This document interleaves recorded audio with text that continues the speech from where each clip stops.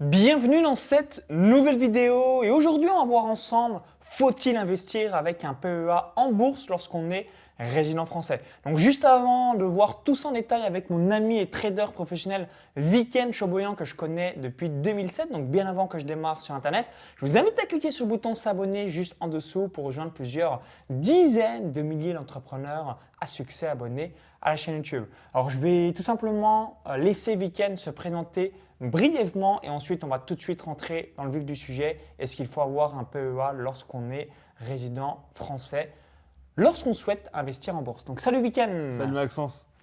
Merci pour cette présentation.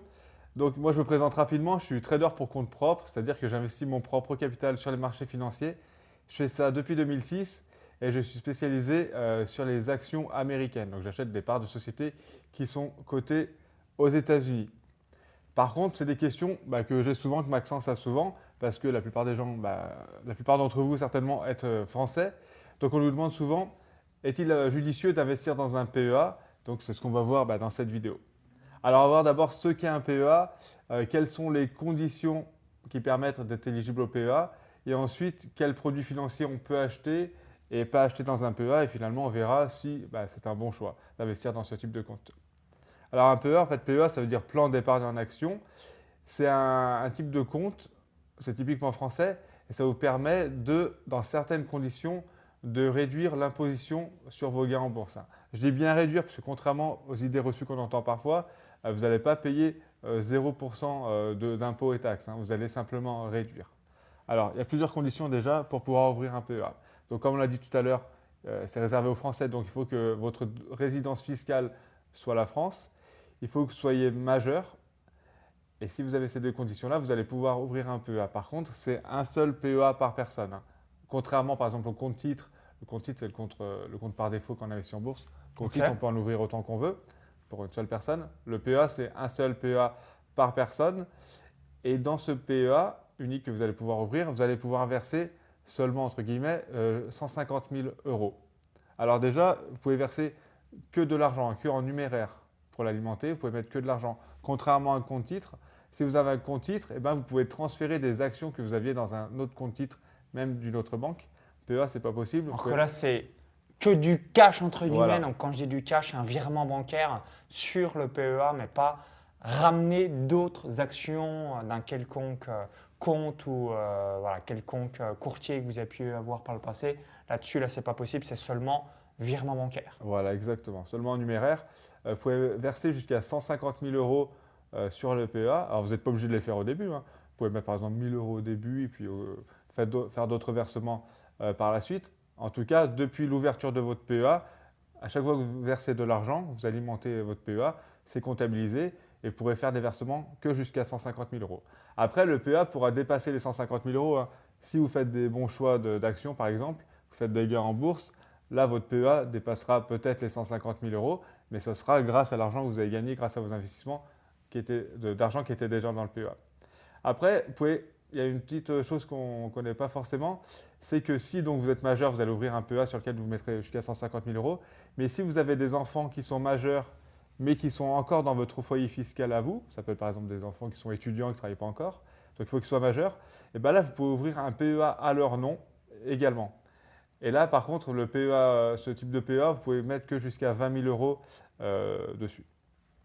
Ensuite, ce qui va compter, il y a une date qui va être importante à prendre en compte. Vous allez voir tout à l'heure, c'est pour la fiscalité.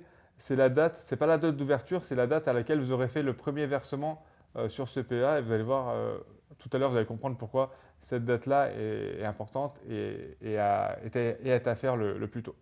Donc voilà les conditions déjà pour ouvrir un PEA. Alors, je vais juste les récapituler, comme ça vous permettre de pouvoir réussir et surtout avoir le récapitulatif. Donc, numéro 1, être majeur. Numéro 2, être domicilié fiscalement en France. Numéro 3, un seul PEA par personne. Numéro 4, versement maximal de 150 000 euros, donc sans compter les gains. Numéro 5, enfant fiscalement à charge, donc plafond à 20 000 euros. Numéro 6, donc ce n'est pas la date d'ouverture, mais la date du premier versement. Donc, on va voir juste après vis-à-vis de la fiscalité. Et numéro 7, comme on l'a expliqué juste avant, versement seulement numéraire, donc c'est-à-dire via virement bancaire. Donc, comme ça vous donnera un petit aperçu par rapport à ça. Donc maintenant, on va voir ensemble. Donc on a pris pas mal de notes sur le MacBook Pro pour pouvoir rien oublier et avoir la vidéo la plus synthétique et détaillée possible. Je laisse Viken continuer et nous expliquer tout ça. Voilà, maintenant on va parler de la fiscalité du PEA parce que les gens qui investissent dans un PEA, ce qui les intéresse surtout, c'est la fiscalité. Alors contrairement par exemple au compte titre ordinaire sur lequel vous payez chaque année 30%, donc c'est la flat tax, le PFU, prélèvement forfaitaire unique, vous payez chaque année 30% sur les gains que vous avez réalisés au cours de l'année. Peu importe d'ailleurs si vous retiriez ou pas de l'argent, hein. Même si vous ne retirez pas d'argent, vous allez taxer quand même sur les gains que vous avez réalisés. Le PEA, c'est vraiment différent et c'est pour ça que ça permet de payer moins d'impôts. C'est-à-dire que, c'est là que vous allez voir que la date est importante, donc si vous retirez de l'argent du PEA avant 5 ans, et donc les 5 ans commencent à la date du premier versement, hein, pas la date d'ouverture de compte, c'est pour ça qu'on disait ça tout à l'heure. Donc si vous retirez de l'argent avant les 5 ans, depuis la date de premier versement du compte, là vous allez payer le PFU justement 30%, donc c'est 12,8% pour l'impôt sur le revenu et 17,2% pour les prélèvements sociaux, vous allez payer ça. Par contre, là on peut se dire c'est comme le compte titre ordinaire, non c'est quand même plus avantageux parce que vous ne les payez qu'une fois au moment où vous retirez, alors que le compte titre ordinaire, vous aurez payé chaque année 30%, et donc les intérêts composés auraient été moins importants. Et ensuite, si vous retirez après 5 ans, dans le cadre du PEA, c'est là où ça devient plus intéressant, c'est là que vous allez payer seulement les prélèvements sociaux. Donc c'est quand même 17,2%. C'est pour ça que quand on dit pas d'impôt sur le PEA, c'est pas d'impôt sur le revenu. Par contre, vous avez quand même les prélèvements sociaux qui représentent d'ailleurs plus de la moitié des taxes. Donc après 5 ans, ce sera 17,2%. Alors on va peut-être donner un exemple précis. Je t'invite tout simplement à donner un exemple avec 100 000 euros. Donc qu'est-ce qui se passe lorsqu'on ne fait rien? Qu'est-ce qui se passe lorsqu'on retire avant les 5 ans? Et qu'est-ce qui se passe lorsqu'on retire après les 5 ans? À la louche, hein, je suis assez fort dans les calculs, mais on va prendre le chiffre de 100 000 euros pour bien que ce soit clair au sein de votre esprit. Alors, très bonne, on va faire ça, on va faire un exemple, tu as raison, ce sera plus parlant. Alors, quand vous allez retirer, vous allez payer des impôts. Vous n'allez pas payer des impôts sur le montant que vous retirez, hein, simplement sur les intérêts qui ont été générés par ce capital-là. Donc, disons que vous ayez mis 100 000 euros sur votre compte, sur votre PEA. Et qu'en 3 ans, vous avez réalisé une plus-value, voilà, vous êtes monté à 120 000 euros. 120 000 euros, donc vous avez gagné 20% en 3 ans, voilà ce qui peut être faisable dans le cadre d'un PEA. Donc, si vous retirez au bout des 3 ans, voilà, vous voulez retirer tout votre argent pour un autre projet, par exemple un projet immobilier ou autre, donc vous allez retirer tout l'argent du PEA et là, vous allez payer donc des impôts sur les 20 000 euros. Hein. Sur les 100 000 euros, vous ne paierez pas d'impôt, bien sûr, parce que c'était votre argent. Donc, sur les 20 000 euros, là, vous allez payer donc la flat tax 30% parce que vous retirez avant les 5 ans. Donc là, dans l'exemple, 6 000 euros à l'État français et 14 000 euros dans votre poche. Voilà. Par contre, si vous aviez fait ce même retrait après 5 ans, là, vous auriez payé seulement les prélèvements sociaux qui sont donc de 17,2%. Donc, à la louche, ça fait environ 3 500 euros sur les 20 000 euros. Donc, il y a 16 500 euros dans votre poche et 3 500 euros directement à l'État français. Exactement. Après, et si on ne retire jamais, on ne paye pas? On ne paye pas, ouais. Ok, tu payes que quand tu retires. Après, je vais vous conseiller une astuce quand même, c'est que même si, comme j'ai dit tout à l'heure, pour un projet immobilier ou n'importe quel projet, de toute façon, vous pouvez avoir envie de retirer de l'argent, ne retirez pas 100% de l'argent du PEA. Pourquoi? Parce que si vous retirez 100% du PEA, il est clôturé automatiquement. Donc, je vous conseillerais de laisser quand même quelques dizaines d'euros dans le PEA. Pourquoi? Parce que justement, le PEA gardera quand même son ancienneté et si vous remettez de l'argent et que vous retirez plus tard, ce qui comptera, ce sera l'ancienneté du PEA.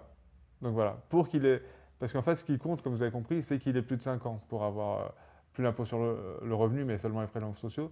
Donc si vous retirez de l'argent, ne retirez pas tout, laissez quand même une petite somme pour qu'il ne soit pas clôturé et qu'il conserve son ancienneté, parce que sinon vous allez devoir en recréer un et réattendre 5 ans pour avoir les avantages qu'on a évoqués précédemment. Donc voilà, on voit que quand même le PEA, on peut parler quand même de niche fiscale parce que c'est quand même, il y a certains avantages. Donc encore une fois, ce n'est pas 0% de taxes et d'impôts, c'est moins qu'un compte titre ordinaire. Ouais. Là où c'est intéressant, c'est lorsqu'on a cette vision moyen, long terme où on peut bénéficier des intérêts cumulés sans être taxé. Donc c'est pour ça que certaines personnes appellent ça une niche fiscale, parce qu'on peut bénéficier de l'intérêt cumulé.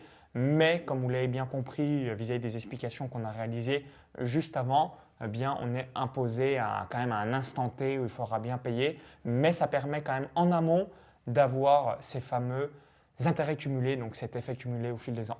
Exactement. Alors, quelles sont maintenant les contraintes? Certainement, vous dites « Ok, merci week-end, merci vacances », mais concrètement, quels sont les différents inconvénients du PEA? Voilà, donc on a vu qu'il y a quand même des avantages, mais il y a aussi des contraintes qui sont vraiment importantes. La première, c'est que vous allez être limité aux actions européennes. Vous n'allez pas pouvoir acheter par exemple des actions Amazon ou Facebook Ou Netflix, voilà. ou Apple. Voilà, qui ok. sont les plus grosses sociétés mondiales. Vous n'allez pas pouvoir les acheter parce que le but du PEA, c'est pour ça que vous avez en cadeau on va dire un avantage fiscal. Mais le but en contrepartie, c'est que vous souteniez l'économie européenne. Donc vous allez être limité aux actions européennes. Ensuite, vous n'allez pas pouvoir faire d'effet de levier. Donc moi, par exemple, sur les actions américaines, je fais un effet de levier, donc modéré, mais j'utilise ça. Ça permet quand même, avec une bonne stratégie, de décupler les performances. Donc là, dans le cadre du PEA, vous n'avez pas accès à l'effet de levier. Et également, vous n'allez pas pouvoir faire d'opérations short, ce qu'on appelle la vente à découvert, c'est-à-dire parier à la baisse. Alors que dans le cadre d'un compte titre, vous pouvez très bien vous dire… je pense que le CAC 40 voilà. va baisser, je pense que l'action totale, par exemple, l'action totale va baisser. On peut le réaliser et là, malheureusement, avec Non. un PEA, ce n'est pas possible. On ne peut pas parce que, après, c'est pareil, c'est la même logique. Vous avez un avantage fiscal, mais le but, c'est de soutenir l'économie. Et en fait, quand vous pariez à la baisse, vous entraînez… Alors, c'est vrai qu'un investisseur particulier qui fait ça, il ne va pas faire chuter les marchés. Mais en tout cas, globalement, le fait de parier à la baisse, ça entraîne les marchés à la baisse, tout simplement. Parier à la baisse, c'est quoi? C'est si vous pensez par exemple que l'action X est actuellement à 40 €, vous pensez qu'elle va baisser dans les prochains mois, par exemple, ce que vous allez faire, vous allez d'abord la vendre avant de la racheter plus tard, en espérant que le cours soit plus bas. Donc ça paraît bizarre, mais on peut tout à fait le faire dans le cadre d'un compte titre ordinaire. Et dans le cadre d'un PEA, vous ne pouvez pas le faire. Voilà, parce que justement, le but, ce n'est pas que vous entraîniez les marchés à la baisse. Donc voilà, ça fait que ces raisons-là font que vous avez quand même des contraintes qui sont assez importantes. Et par exemple, moi, ma stratégie que j'utilise sur les marchés américains, déjà par définition, c'est les marchés américains, c'est pas du tout Ça ne le serait PEA. pas possible. Plus l'effet de levier fait que, voilà, on ne peut pas la faire dans le cadre d'un PEA. Alors après, comme tu as dit tout à l'heure, ce qui compte, c'est, ça dépend en fait quelle est votre stratégie, votre approche. Si vous avez une stratégie très simple, long terme et que vous ne visez pas des gros rendements, voilà, et que vous ne voulez pas faire d'effet de levier, vous l'investir sur les actions françaises, là, autant le faire dans un PEA parce que ce serait bête de le faire dans un compte titre qui sera plus taxé. Par contre, si vous voulez faire une stratégie plus évoluée sur des marchés, par exemple américains, moi je fais ça parce que c'est le marché historiquement les plus rentables, également faire de l'effet de levier pour décupler vos gains, là, ce ne sera pas possible. Et ce qui compte au final, c'est de savoir quelle stratégie vous voulez faire et d'étudier les deux stratégies et de voir après impôt combien va vous rester. Parce que, par exemple, une stratégie comme la mienne, même si c'est plus taxé dans le cadre d'un compte titre, je sais que je gagne plus que si je me limitais aux contraintes du PEA avec moins d'impôt. Donc ce qui compte, c'est combien il vous reste après impôt. Alors, je récapitule les 3 contraintes du PEA. Donc, numéro 1, seulement les sociétés européennes. Numéro 2, pas d'effet de levier. Donc, c'est quelque chose qui peut être handicapant pour propulser un petit peu sa performance. Et numéro 3, impossibilité de réaliser de la vente à découvert, donc de shorter le marché. Donc, ça signifie vouloir parier à la baisse, donc vouloir trader vis-à-vis d'une baisse d'une action ou encore d'un indice, l'exemple du CAC 40. Oui, tout à fait. Après, on va préciser quelque chose que j'ai oublié de dire, c'est que effectivement, quand vous allez regarder les produits qui sont éligibles au PEA, vous allez trouver par exemple des ETF CAC 40 avec effet de levier ou des ETF inverse CAC 40, c'est-à-dire qu'ils inversent la performance du CAC 40. Donc là, on peut se dire, c'est bon, on a trouvé la solution pour investir dans le cadre d'un PEA. On peut se dire, ça marche, ça marche. est. Par contre, c'est des produits financiers que je vous déconseille très fortement pour les investissements moyen-long terme. Pourquoi?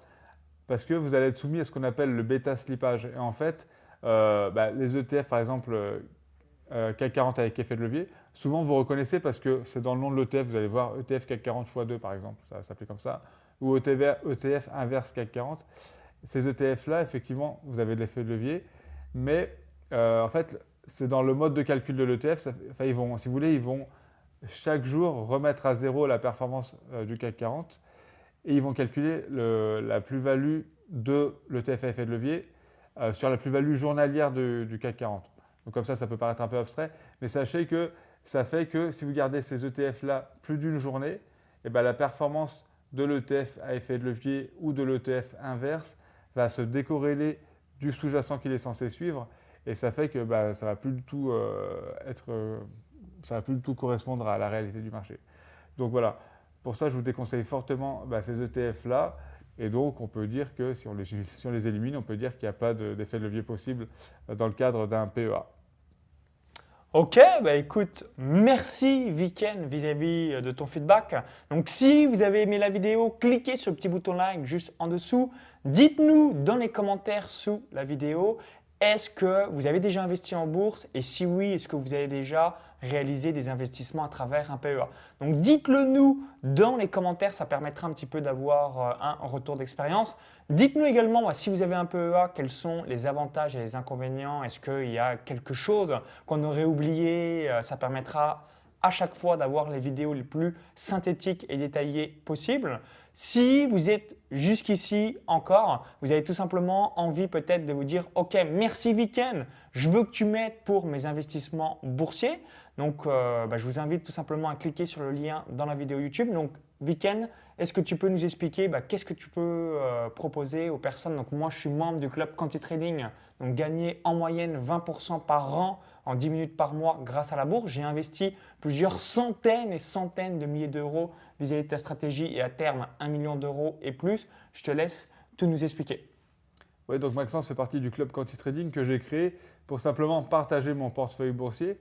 Donc c'est un portefeuille qui investit sur les actions US. Et voilà, le portefeuille existe depuis 2006. Depuis 2006, il rapporte en moyenne 20% par an. Et ça prend peu de temps à suivre puisque il y a seulement 2 ordres qui sont modifiés chaque mois. Du coup, c'est très peu chronophage. On a aussi une conférence mensuelle dans laquelle, c'est vraiment en privé, c'est réservé qu'aux membres, dans laquelle je réponds en direct à toutes leurs questions et c'est assez apprécié. Donc si vous voulez, donc numéro 1, bénéficier de la dernière action qu'a réalisé Viken au sein de son portefeuille. Donc il y a un lien directement dans la vidéo YouTube. Vous cliquez sur ce lien, ça va vous mettre sur la page de présentation où vous laissez votre prénom et votre email. Comme ça, vous recevez la dernière action directement dans votre boîte mail. Et si vous dites « Ok, merci Maxence, merci Viken, je souhaite rejoindre le club Quanti Trading pour gagner en moyenne au moins 20% par an en 10 minutes par mois grâce à la bourse », il y aura également dans la description la page de présentation du club Quanti Trading. Donc on vous dit à tout de suite directement de l'autre côté, directement dans le club ou encore à tout de suite directement dans votre boîte mail pour recevoir la dernière action actualisée de Viken vis-à-vis de son portefeuille. Au plaisir et bon investissement boursier. Bye bye. À bientôt.